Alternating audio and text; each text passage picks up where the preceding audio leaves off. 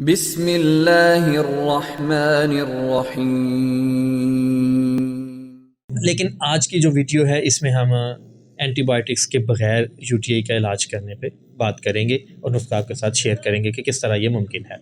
अस्सलाम वालेकुम नाज़रीन, हकीम खुर्रम शहजाद मली आपसे मुखातिब हूँ। नाज़रीन, आज की वीडियो में हम यूटीआई के बारे में डिस्कस करेंगे, जिसको यूरिनरी ट्रैक्ट इन्फेक्शन भी कहते हैं और ये सोज़ाक भी कहलाता है। इसकी जब थोड़ी सी शक्ल बिगड़ जाती है तो फिर इसको सोज़ाक में हम कन्वर्ट समझते हैं। तो हमारी जो तिब्बी कुतब हैं उनमें सोज़ाक के नाम से इस पर डिटेल्ड डिस्कशन मौजूद है। तो आज की वीडियो में हम इसके असबाब पे बात करेंगे, ये यूटीआई हो क्यों जाता है और जब हो जाए इसकी अलामात क्या होती हैं, और सबसे बढ़ के एंटीबायोटिक्स के बगैर इसका इलाज कैसे मुमकिन है। एंटीबायोटिक्स महंगा इलाज होता है और ये जिस्म के दीगर हिस्सों को नुकसान भी पहुंचाती है, दीगर सेल्स के लिए नुकसानदेह भी होती है। ये एक अलग टॉपिक है और बाज़ सूरतों में ये बहुत फ़ायदेमंद भी होती है। एंटीबायोटिक्स के बगैर इलाज भी मुमकिन नहीं होता। कुछ सूरतें ऐसी भी होती हैं तो वो कहते हैं कि करना पड़ा गोश्त को नाखून से जुदा, ये ज़रूरी था किसी ज़ख्म को भरने के लिए। तो बाज़ औक़ात कुछ नुकसान बर्दाश्त भी करना पड़ता है जब हमें एंटीबायोटिक्स की ज़रूरत होती है। लेकिन आज की जो वीडियो है इसमें हम एंटीबायोटिक्स के बगैर यूटीआई का इलाज करने पे बात करेंगे और नुस्खा आपके साथ शेयर करेंगे कि किस तरह ये मुमकिन है। तो सबसे पहले बात कर लें कि यूटीआई की अलामात क्या होती हैं। पेशेंट को बाज़ुकात तो बिल्कुल साइलेंट होता है, ये इसकी अलामात होती नहीं है। ज़्यादा से ज़्यादा ये हो सकता है कि यूरिन से एक स्मेल आएगी, बदबू आएगी।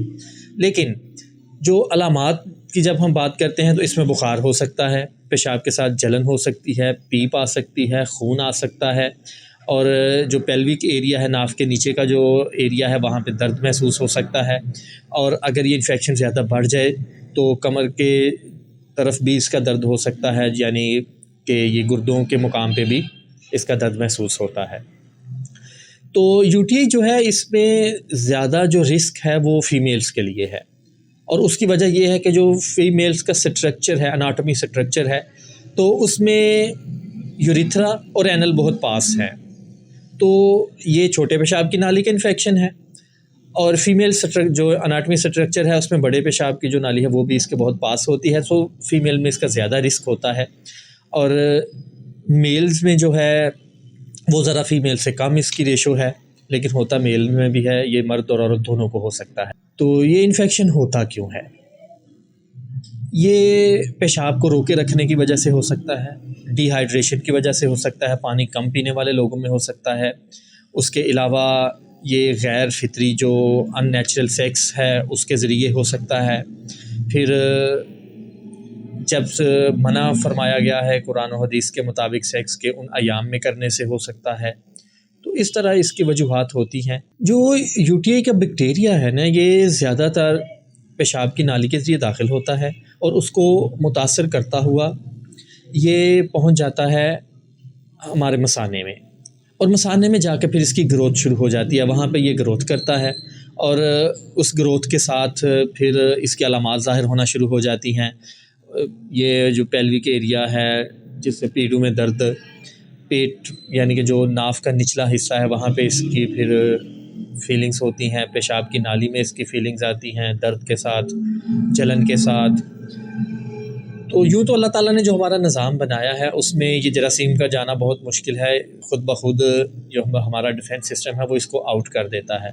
लेकिन बाज़ सूरतों में ये भी हो सकता है कि डिफेंस सिस्टम अपना काम प्रॉपर नहीं कर पाता, उसकी कोई वजूहात हो सकती हैं, तो फिर ये जरासीम अपनी ग्रोथ शुरू कर देता है। तो इस ग्रोथ की वजह से फिर ये इन्फेक्शन हो जाता है। इस इन्फेक्शन को कंट्रोल करने के लिए इलाज की तरफ हम आ रहे हैं। तो सबसे पहली बात तो यह है कि आप पानी का ज़्यादा से ज़्यादा इस्तेमाल करें। तो पानी के साथ जब गुर्दों की तरफ से प्रेशर बनता है तो ये अपने आप निकल जाते हैं इसके जरासीम, और बहुत हद तक अफाका हो जाता है। लेकिन जब कुछ स्वेलिंग हो जाती है, अगर कुछ ज़ख्म बन जाते हैं, तो फिर उसका इलाज करना भी बहुत ज़रूरी होता है। तो एलोपैथिक में उसके लिए एंटी इन्फ्लेमेटरी इस्तेमाल की जाती हैं, एंटीबायोटिक्स इस्तेमाल की जाती हैं, पेन किलर भी इस्तेमाल की जाती है।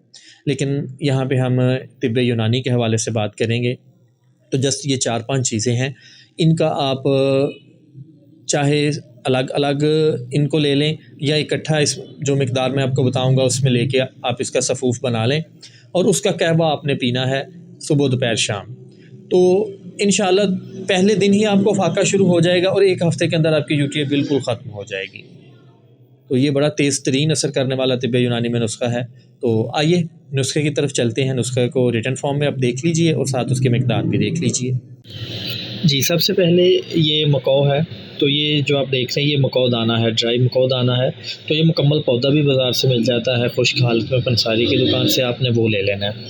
और उसके बाद आपने ले लेनी है ये कासनी, और कासनी के आप बीज भी ले सकते हैं, और अगर ये खुश्क पौधा मिल जाए, जो भी आप दोनों में से यूज़ करना चाहें, दोनों के बेनिफिट्स सेम हैं। और तीसरे नंबर पे रेयन चीनी, ये इस तरह लकड़ी से बाज़ार से मिलती है, रेयन चीनी ले लें। और उसके बाद आपने ये गोखरू इसको बोलते हैं, बखड़ा भी इसी को बोलते हैं। तो ये इसी तरह ये इसका फल है वैसे, तो ये मिलता है बाज़ार से, ये आपने ले लेना है। और आखिरी और पांचवी चीज़ जो सरफूका, ये एक घास होता है ड्राई हालत में, इस तरह आपको मिल जाएगा। तो ये आपने ले लेना। तीनों चीज़ें आपने बराबर वज़न लेनी है, और इसका जो आपकी एक डोज़ बनेगी, एक दिन की खुराक बनेगी।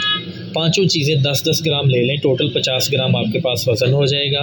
किसी बर्तन में डाल के 5 कप पानी के डाल दें, उसको हल्की आंच पे बॉयल कर लें। जब 3 कप बाकी हों तो आंच बंद कर दें। ठंडा होने पे इसको आप भून लें। 1 कप सुबह, 1 कप दोपहर और 1 शाम, यानी कि ये 50 ग्राम आपकी एक दिन की दवाई है। तो ये 3 कप आपने 3 टाइम 1-1 कप करके पी लेने हैं, और इंशाल्लाह एक हफ़्ते के अंदर अंदर आपके यूटीआई के जो मसाइल हैं वो हल हो जाएंगे। और पहले दिन ही आपको फ़र्क का पता चलना शुरू हो जाएगा। पेशाब के साथ जो जलन है, दर्द है, उसमें कमी आ जाएगी, और एक हफ़्ते के अंदर इंशाल्लाह ताला आप ठीक हो जाएंगे। जी नाज़रीन, आपने एंटीबायोटिक्स के बगैर यूटीआई का इलाज जाना। तो इसमें परहेज़ की हमने बात यहाँ पे हज़फ कर गए थे। तो परहेज़ में आपको ज़्यादा मिर्च मसाले वाली चीज़ें, तहरीक पैदा करने वाली चीज़ें, ऑयली चीज़ें, ये नहीं इस्तेमाल करनी चाहिए जब आप यूटीआई का शिकार हो जाएं। इलाज के दौरान आप इन चीज़ों का परहेज़ करें, और जब आपका इलाज ख़त्म हो जाए तो फिर ऐसे परहेज़ की कोई ज़रूरत नहीं है। आप एतदाल के साथ कोई भी चीज़ इस्तेमाल कर सकते हैं। तो इंशाल्लाह मुलाकात होगी नेक्स्ट वीडियो में। तब तक इजाज़त दीजिए। अल्लाह हाफ़िज़।